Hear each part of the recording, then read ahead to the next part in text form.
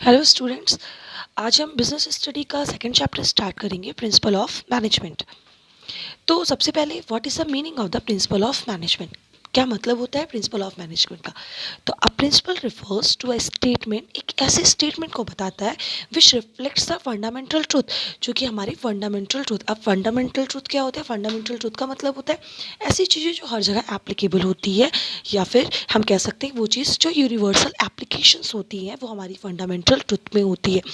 तो हमारे प्रिंसिपल्स एक ऐसे स्टेटमेंट को रिफ्लेक्ट करते हैं जो फंडामेंटल ट्रूथ के बारे में बताए about some phenomenas based on cause and effect relationship. About और कुछ ऐसे फिनोमिनास के बारे में बताते हैं जो कॉज एंड इफेक्ट रिलेशनशिप को शो करता है।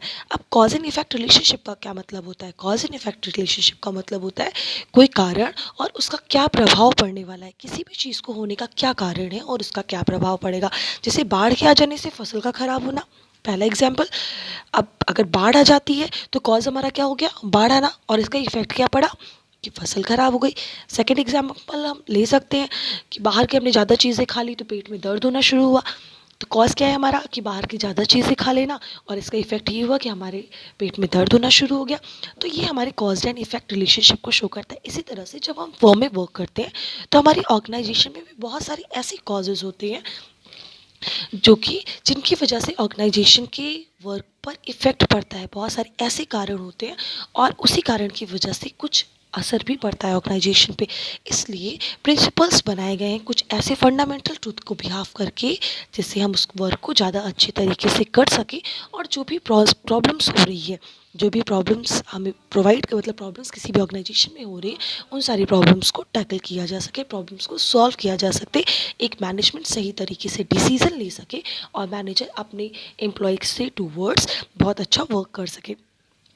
ये तो हो गया हमारा प्रिंसिपल ऑफ मैनेजमेंट। अब हम बात करते हैं कि मैनेजमेंट प्रिंसिपल्स क्या है। Management principles are broad and general guidelines. Management principles हमारे बहुत होते हैं और ये हमें क्या करते हैं? एक जनरल गाइडलाइंस प्रोवाइड करते हैं। अब जनरल गाइडलाइंस का क्या मतलब है? तो जनरल गाइडलाइंस मतलब कि किसी भी ऑर्गेनाइजेशन में मैनेजर काम कैसे करेगा, किस चीज़ को बिहाफ पे काम करेगा, अपनी एम्प्लॉयज़ के लिए कैसा रहेगा, कैसे डिसीजंस लेगा, क्या डायरेक्शंस प्रोवाइड करेगा, किस तरह से काम कराएगा। ये सारी चीज़ें हमारी जनरल गाइडलाइन से आती है। फॉर डिसीजन मेकिंग, किस लिए? जिससे कि वो ईजिली डिसीजन ले सके। एंड बिहेवियर ऑफ मैनेजर्स, और जो कि मैनेजर्स के बिहेवियर पे इफेक्ट करता है। मैनेजर्स का बिहेवियर का मतलब होता है कि एक जो मैनेजर्स के हमारे तीनों लेवल्स हो, चाहे टॉप लेवल मैनेजर हो, चाहे मिडिल लेवल मैनेजर हो, चाहे लो लेवल मैनेजर हो, उनका एक दूसरे के लिए कैसा बिहेवियर है।